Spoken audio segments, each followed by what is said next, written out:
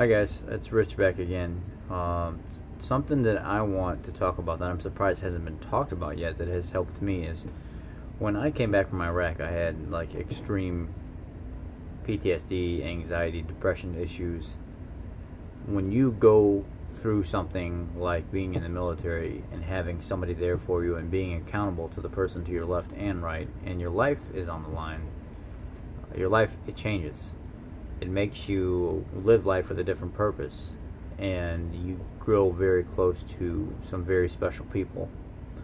Now, I hurt myself in the military badly, doing all the training and the crazy stuff that we did, carrying all the weight and stuff all the time, and then going to Iraq for 15 months and seeing all the stuff that I did and just the danger that was involved with everything, being addicted to it but yet scared for my life every day, not knowing if I was going to make it home was a huge thing for me.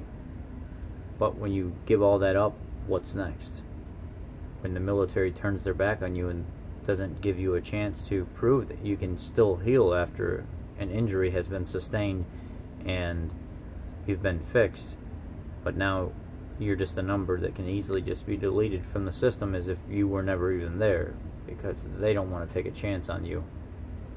And it destroyed my life. I became depressed.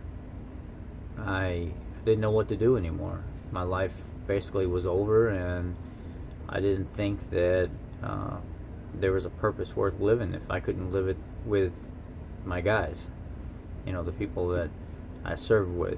And the structure just gives you a sense of being needed by somebody, and you know what your task is going to be the next day that you wake up. So this is the reason why so many vets fail in life after they come back, is because their purpose has been taken away. Society doesn't preach to people that having a purpose is very important, and they just paint this facade of social media clogging people's minds and being able to take every free moment of their time, and that should suffice enough. Some people think, oh, I'll just go on Facebook and I'll post something so I can get another like, or I can get another heart, or somebody can, you're doing great even though nothing's changed, and that should be good enough. That's the society that we live in now, and most people rely on electronics to focus on, instead of living their life the way a normal person without electronics would. That's not why I'm here to talk to you. I'm here to talk to you to tell you how a ketogenic diet should really and could really be used as therapy for veterans that want to change their life and the way that they feel, and take care of something that mental fog that's going on, and that the issue with anxiety and depression. I was taking Zoloft and I was taking some other medication, and it worked, to an extent, but it wasn't until I actually started going full-blown ketogenics that I wasn't having trouble sleeping anymore. I wasn't having the nightmares in my sleep of being in Iraq anymore. I wasn't trying to fight for fitting in the next day because my mind was telling me that I wasn't worth it, and depressed, and the anxiety kicking in, the heart palpitations all the time. Ketogenics, I believe, saved my life.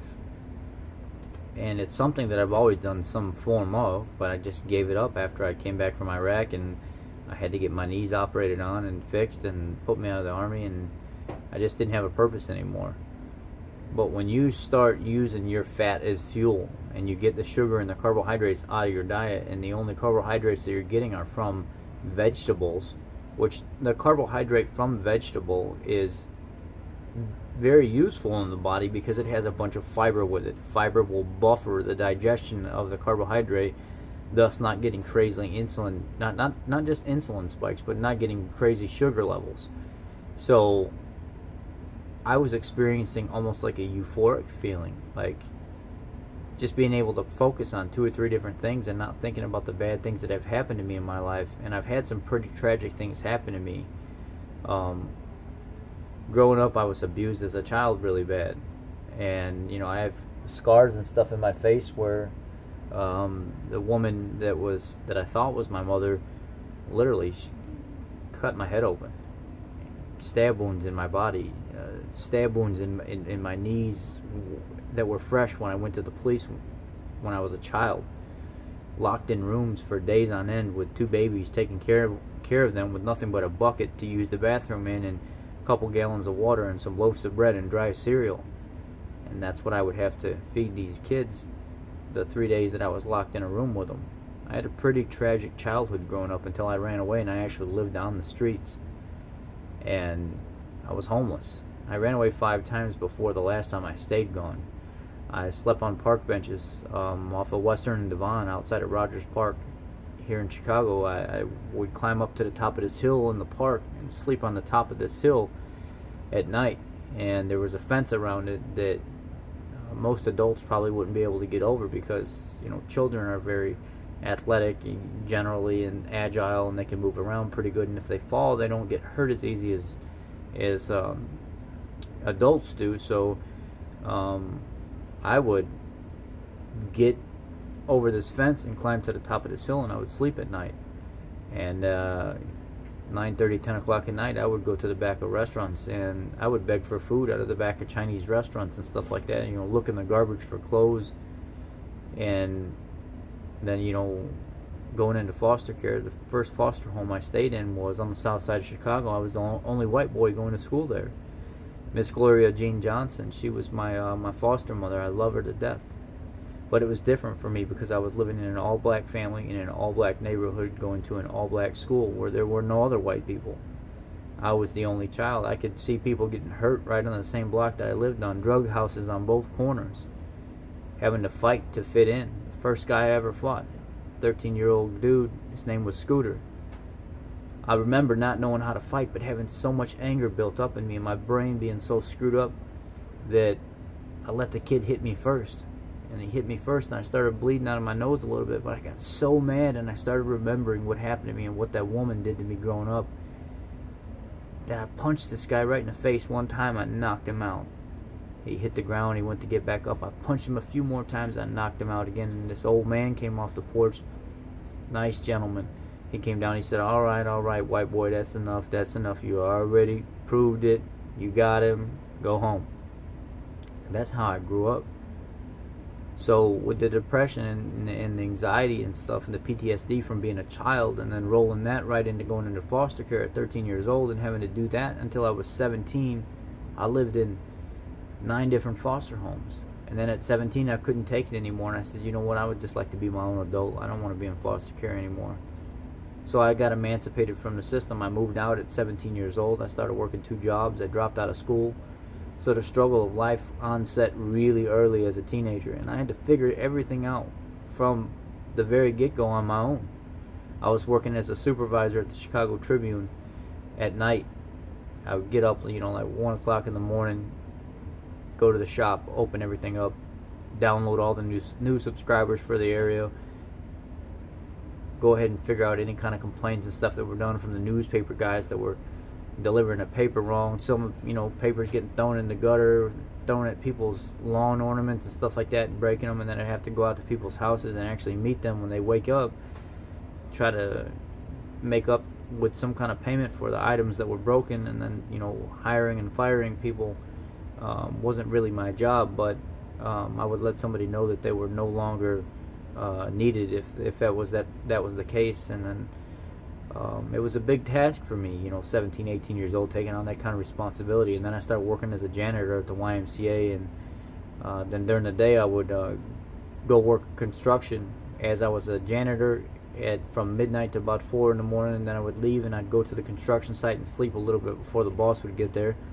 and then he'd drop a crew of guys off, and then I would just blow cellulose insulation all day and prep people's homes for insulation. And then I went to the military. I got hurt in Iraq and come home. The military got rid of me, and I got married to a woman that used me for citizenship. And my brain was screwed up from everything that happened as a child to being bounced around in foster care, thinking nobody loved me, just ready to give up, ready to take my life at times, just thinking that I did not have a purpose in life.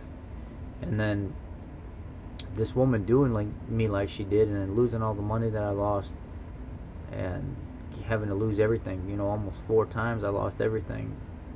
And just not knowing where to go.